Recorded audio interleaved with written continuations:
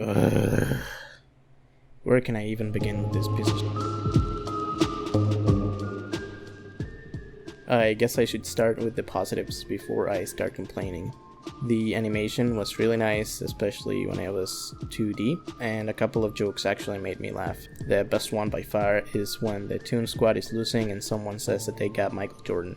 And I actually got really excited to see Michael doing a cameo, and I laughed a lot when I saw that Michael Jordan was actually Michael B. Jordan. What can I say? I like stupid jokes sometimes. Anyways, that's about it because I found almost everything else in the movie to be really bad. I don't want to complain too much about this movie being a 115-minute Warner Brothers commercial because the first Space Jam movie was not much different.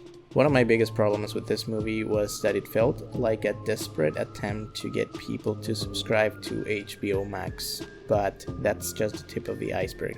No, the thing that bothers me the most about this movie is how they approach this.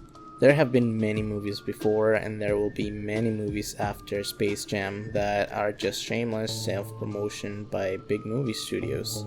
But Space Jam 2 did it in a way that really annoyed me, and I call it the Emoji moviesation of franchises. What I mean by this is that they took an older movie and they just updated it for this generation. And that in itself is not bad. You even see that in many other art mediums. For example, there are many retellings of the hero's journey in film and literature, and some are good and some are pretty bad. It just depends on how well executed it was, and unfortunately Space Jam 2 did it very poorly. I've complained a lot in this channel about movie franchises that just follow the same formula over and over again because it's proved to be an easy way to get money. But at least Marvel puts much more effort in their stories. Space Jam 2's intentions could be seen from miles away. I could almost see myself in their meeting trying to come up with a checklist of trends and other things to include in the movie so that it could make as much money as possible. But to be honest, I never expected much from Space Jam 2, but I ended up disappointed anyways. It just feels like a mix of Space Jam and the Emoji movie. They tried so hard to make a new Space Jam movie for kids these days with current trends, jokes and flashy animation that instead of making the movie feel fresh and new will most definitely end up feeling massively dated in a few years whenever today's trends are gone and forgotten. And this bothers me so much because there was obviously a lot of talent behind this movie, just not behind the script. I really loved the animation in some sequences where Bugs and LeBron James were trying to get the old team back together for a basketball match. For the Space Jam, if you will. I really love the look of Metropolis and all the other 2D animation that we saw, which unfortunately was not a lot.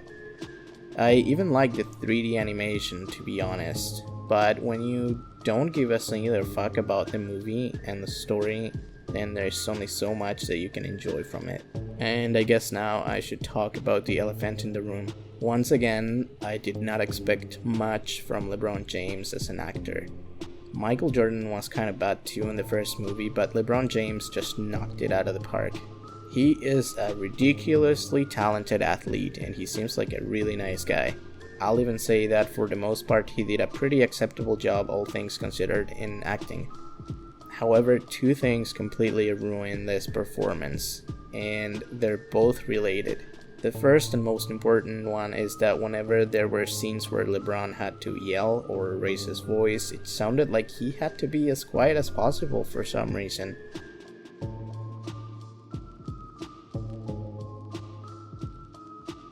Like, it was really late in the studio and people were trying to sleep next door, I don't know, but he was like super quietly yelling in the movie, and that really distracted me and it bothered me a lot. It was the opposite of the Wilhelm scream, and it did not help that the script made him say a lot of cringy lines, and this is a nice way to start talking about the cringe. I can talk for 2 hours about just examples of how cringy this movie was at times. But I mean, that is to be expected. I won't get rid of this section because I really love it. Instead, I will talk about the cringiest part of the movie. Algorithm. That was the actual name of the villain of this movie. Algorithm. Just saying his name recording this video makes me cringe. He is basically just a man-child that got really mad and kidnapped LeBron James and his son only because LeBron said that his business idea was stupid.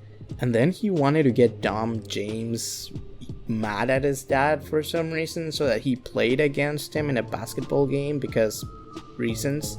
He literally picked a bunch of professional players for his team, and then he somehow got Dom to enhance his own abilities because they were in the Warner Bros serververse or whatever, and apparently they could do that. But there was no reason for him to be in the team. Algae Rhythm successfully turned Dom against his dad, which he probably did because he wanted to hurt LeBron even more. But in the end, his plan obviously backfired because you can't get a kid to hate his dad, especially when you're a mean stranger. Dom eventually realized that Algae Rhythm was manipulating him, and he ended up switching teams and helping out his dad at the very last second to win the game and save the world, because apparently Algae Rhythm had the power to physically kidnap people through their phones and keep them in the serververse or whatever because of reasons. And yeah, I won't even bother talking about how ridiculous the plot was. On a side note, I'm sure that if Algae Rhythm actually didn't try to kidnap everyone and keep them forever in the serververse, Warner Brothers would have probably changed the name of that to just plain HBO Max or something, because they just did not care at all about making a good movie. And finally, on a more serious note, I want to say that I recently saw a video of a well-known movie reviewer that I watched since I was like 14 years old, where he said that he would stop talking negatively about movies in his channel. And I respect that a lot. When I went to film school, I also wanted to do that, and I learned that even when a movie is pretty bad, there's a lot of talented people working extremely hard trying to do their best. That's why sometimes I tone down my reviews, and that's why I praise the animators at the beginning of the video. However, Space Jam was so shamelessly trying to capitalize on the current trends of multiverses, franchises, crossovers, and all that fun stuff that I could just not let this sleep. They just didn't care at all about making a movie. It was just a commercial for them. But if there's a good thing that came out of this movie going experience, is that I finally went to an actual movie theater after staying at home for over a year, and it also reminded me of the really good time that I had watching The Last Dance on Netflix. So anyways, thank you, bye.